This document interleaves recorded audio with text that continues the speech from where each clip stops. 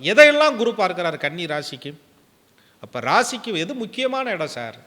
குடும்பம் சார். ஒரு குடும்பத்தில் ஒரு சந்தோஷம் இருக்கணுங்க. வீட்டுக்கு போனால் ஒரு அமைதி இருக்கணும்.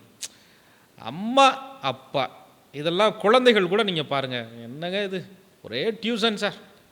எப்போ பார்த்தாலும் படி படி படி படி, மேலே வரணும், அது பண்ணணும், இதை பண்ணணும். எங்கள் அப்பா அம்மா டார்ச்சர் தாங்க முடியலங்க.